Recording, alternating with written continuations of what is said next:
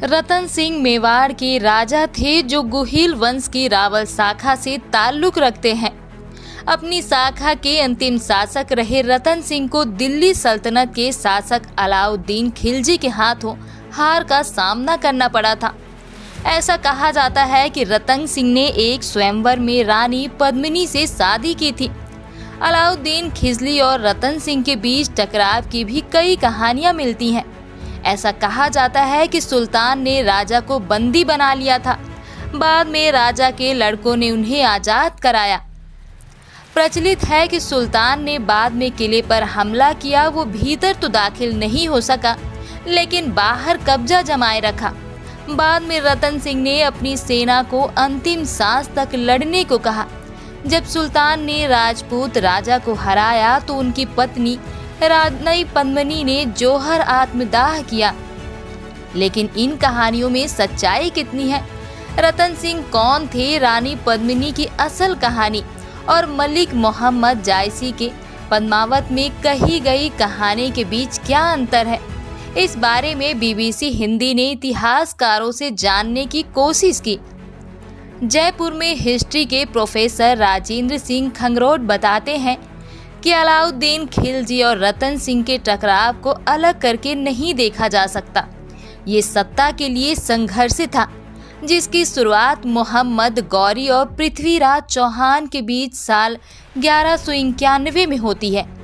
जयगढ़ आमेर और सवाई मान सिंह पर किताब लिख चुके खंगरोट ने कहा, तुर्कों और राजपूतों के बीच टकराव के बाद दिल्ली सल्तनत और राजपूतों के बीच संघर्ष शुरू होता है।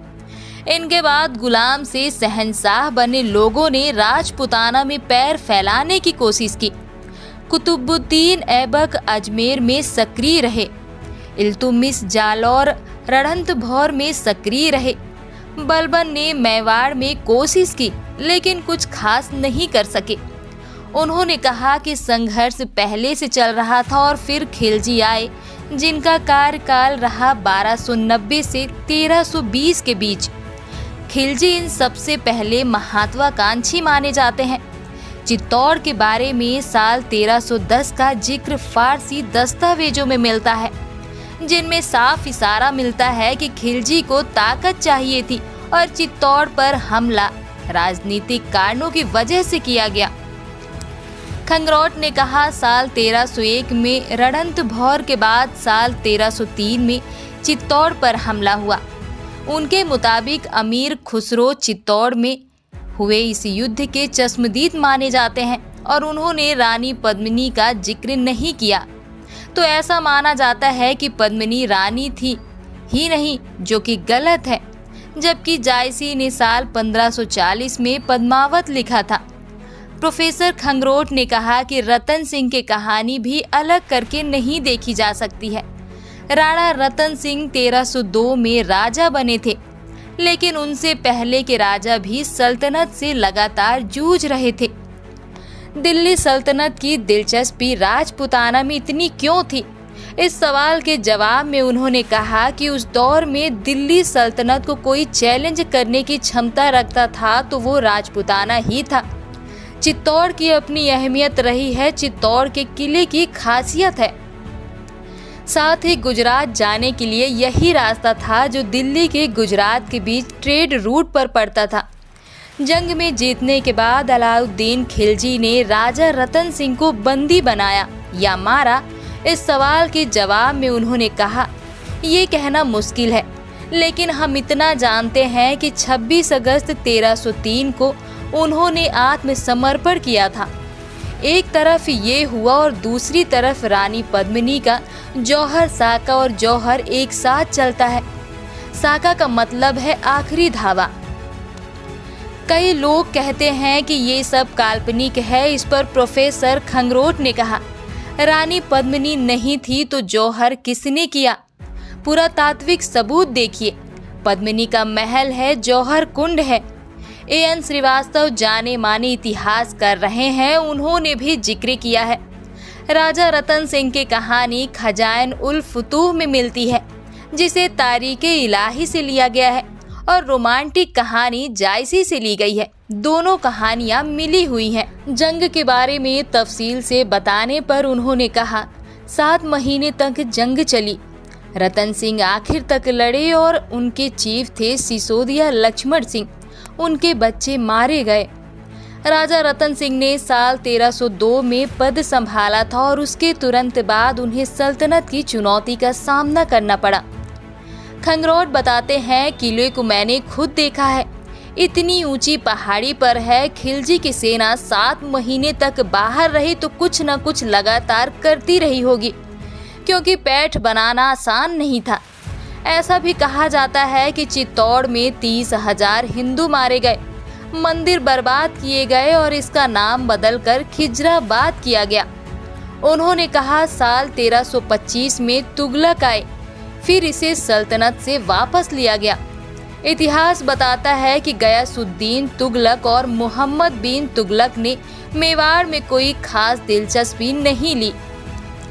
राजा रतन सिंह ने पहले से उनके पिता समर सिंह यहाँ की सत्ता संभालते थे।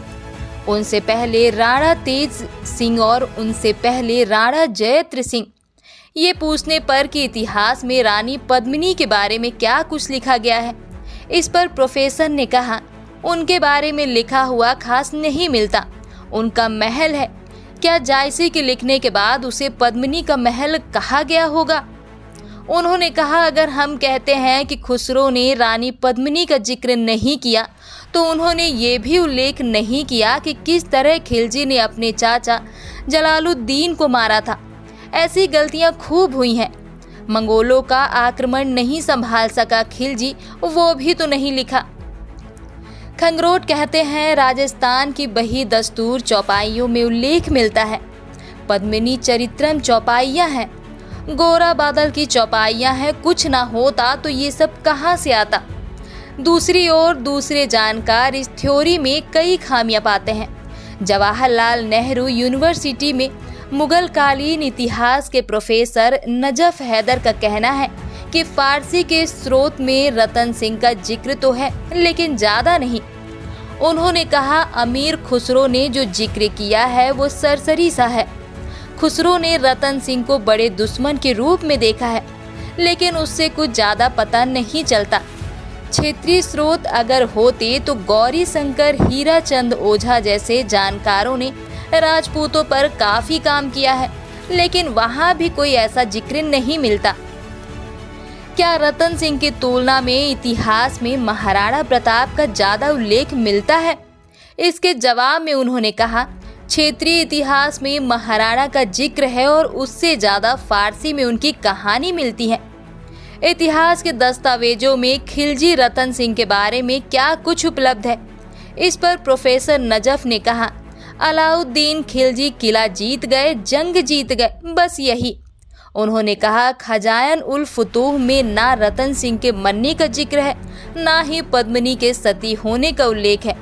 खुसरो का अकाउंट अगर गौर से पढ़ते हैं तो पता चलता है कि वो हर उस बात का जिक्र करते हैं जिसे जरूरी समझा जाता है।